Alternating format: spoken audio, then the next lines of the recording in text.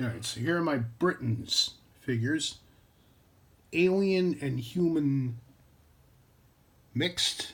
The yellow ones and the white ones are the humans. The black ones and the red ones are the aliens.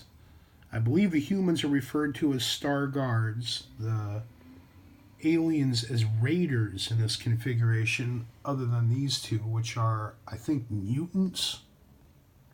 Line first appeared in 1981, if I'm correct, and I think the mutants were more like 83, 84.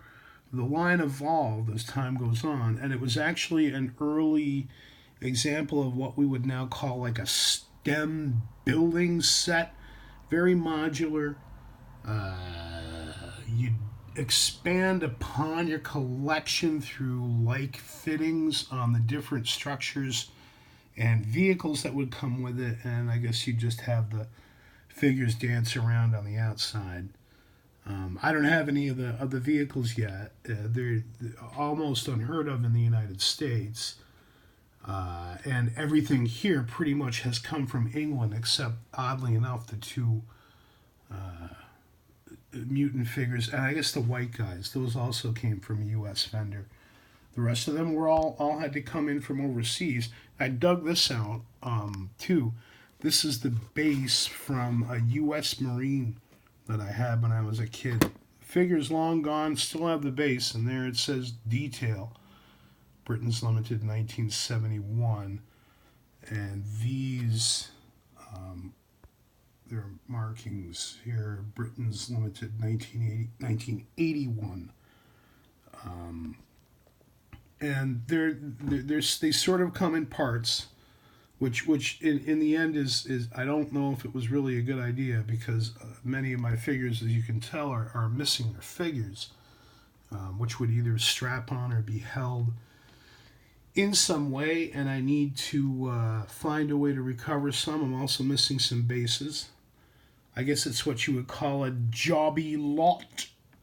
And my favorite is this absolutely gorgeous, sexy female raider pilot. I guess my second favorite would be the white guy next to it with the plasma rifle. And I like this one back here, the black guy who's got the, or it's a photon rifle, whatever it is, and he's gesturing as well. This figure here, with the female curves, originally came with this head attached to it, but that looks male. That sort of looks like it could be female. These raiders, two here, that one and that one and that one back there, those are female. There's a male raider next to him or her, so you can tell the difference between them. And I think that was a good move by Britons to make sure that they were females. You gotta have some girls, or it just isn't fun going off into space like that for adventures.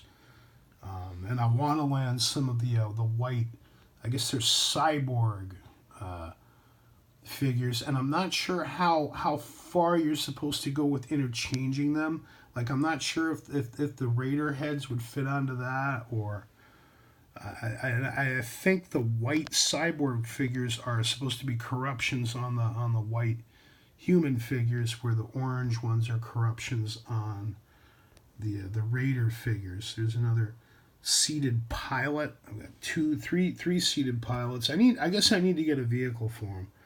But the postage from Britain, they were very heavy die-cast vehicles for the most part, and the shipping on them can be brutal. And they're not easy to come by. Not sure how popular they were, but the minute I saw the form, I was like, wow, that is so different than the standard Hong Kong and Mark's pose spacemen that we know. And again, I also like the modular element to it. I like the interchangeability, but it does lead to things like bases getting separated and weapons getting lost and heads getting mismatched. I want more of them. And I've been thinking of what to do with the ones that don't have their weapons, and think that those might end up getting used in space collages. Don't know though.